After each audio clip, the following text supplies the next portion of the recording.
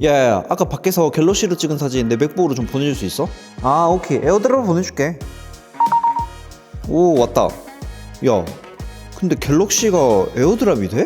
여러분, 이제 이 갤럭시에서 애플 디바이스로 에어드랍을 보낼 수 있습니다.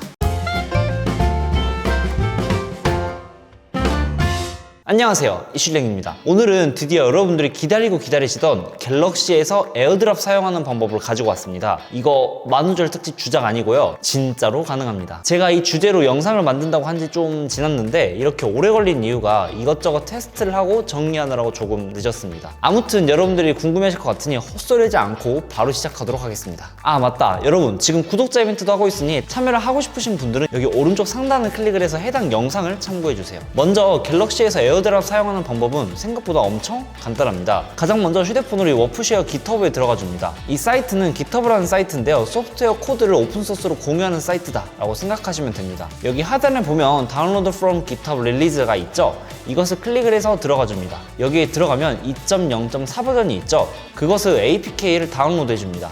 아, 참고로 혹시 이거 바이러스 아니야 하시는 분들이 있을 수도 있는데, 그렇게 생각하시는 분들은 다운로드를 안 받으시면 됩니다. 이게 크게 걱정할 필요가 없는 게 여기 있는 모든 코드가 오픈소스로 공개가 되어 있고 누구나 그 어플의 코드도 다 볼 수 있습니다. 실제로 이 개발자분이 포크에서 만든 레포지토리가 무려 33번 더 포크가 되었고 574개의 스타를 받았습니다. 쉽게 말해서 많은 개발자들이 뜯어보고 좋아요를 눌러줬다는 소리입니다. 아무튼 다시 바로 본론으로 들어가면 이렇게 APK를 다운로드 했다면 휴대폰에 설치를 해줍니다. 이렇게 설치를 해주면 휴대폰에 워프쉐어라는 어플이 생깁니다. 그러면 사용 준비가 끝났습니다. 그러면 이렇게 이 어플에 들어가서 보내고 싶은 파일이나 사진 또는 영상을 선택해서 맥북으로 에어드랍을 활용해서 보낼 수 있는 거죠. 참고로 휴대폰에만 이 어플을 설치하면 맥북이나 맥에서 따로 다른 프로그램 설치할 필요 없이 바로 에어드랍으로 바로 갤럭시 기계에서 파일을 이 맥북이 받을 수 있는 겁니다. 이게 가능한 이유가 이 워프쉐어가 에어드랍과 동일한 기술인 AWDL이라고 해서 애플 와이어리스 다이렉트 링크가 있거든요. 이 AWDL 프로토콜을 활용해서 안드로이드 기계에서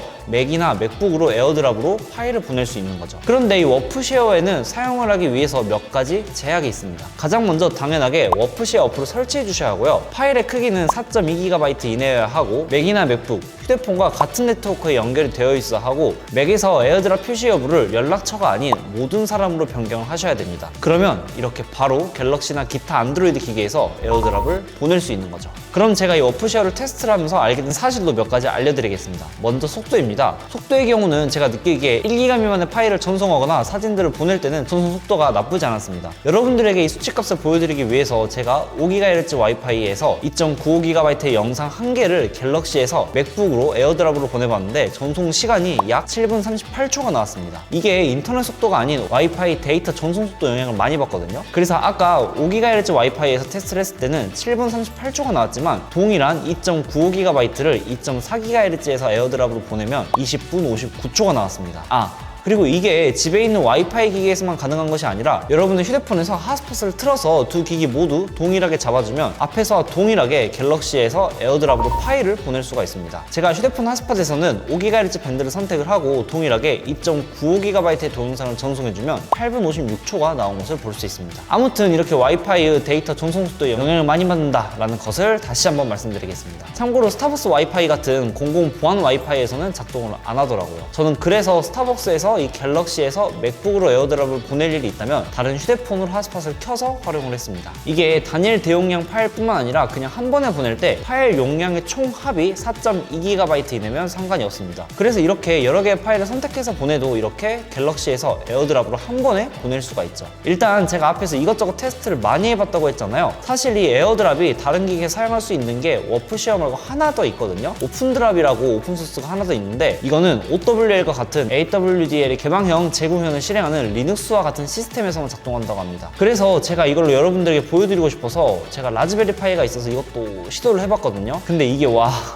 설치하는 게 쉽지 않더라고요. 에러도 많고 이건 잘 안 됐습니다. 아마 제가 이걸 성공했다고 해도 여러분들이 따라하기는 힘들었을 겁니다. 그리고 제가 진짜 여러분들에게 이 워프쉐어를 잘 알려드리기 위해서 여러 가지 테스트를 많이 해봤거든요. 근데 웃긴 게 최신 맥OS 버전인 소모나 14.4.1 버전에서는 워프쉐어로 갤럭시에서 맥북이나 맥으로 에어드랍을 보낼 수가 없었습니다. 제가 맨 처음에는 혹시 내가 갤럭시 디바이스를 One UI 6.1로 업데이트를 작동을 안 하는 것인가? 라고 생각을 했거든요. 그래서 막 예전 디바이스인 갤럭시 S21로도 테스트를 해봤는데 안 되는 거예요. 그래서 혹시나 하는 마음에 그냥 이 갤럭시 디바이스를 들고 사람이 많은 장소에 가서 워프쉐어 앱을 켜봤는데 다른 분들 디바이스는 검색이 잘 되는 거예요. 그래서 알고 보니까 이 영상 업로드 기준 최신 맥OS 버전인 소모나 14.4.1 버전에서는 아예 에어드랍이 갤럭시 디바이스에 설치한 워프쉐어 앱에서는 검색이 안 되는 거였습니다. 그래서 제가 여러분들에게 이 갤럭시에서 에어드랍이 가능한 것을 보여드리기 위해서 제 소중한 맥북을 초기화를 하고 소모나 버전이 아닌 벤투라 버전으로 다운그레이드를 했습니다. 아무튼 여러분 혹시나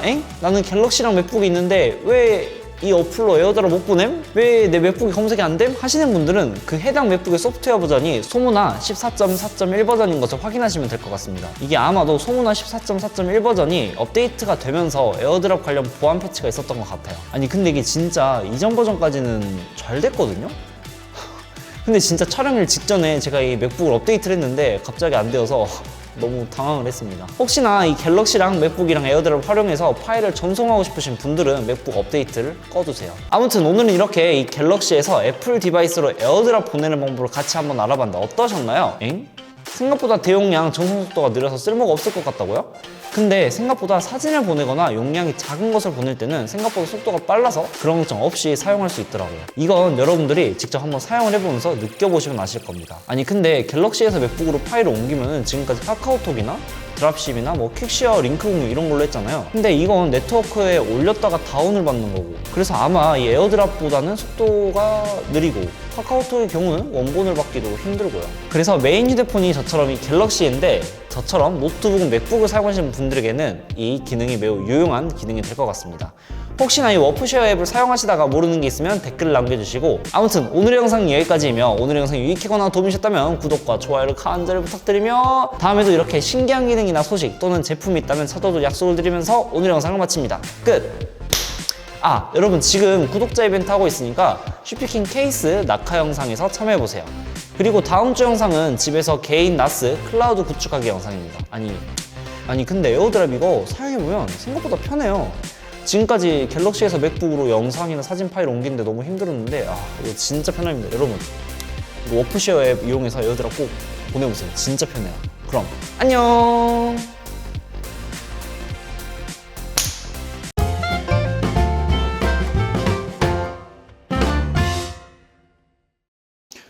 하나 둘 셋.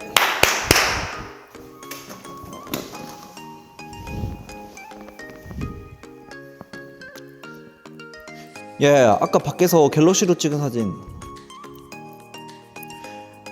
아까 밖에서 갤럭시로 찍은 사진 내 맥북으로 좀 보내줄 수 있어?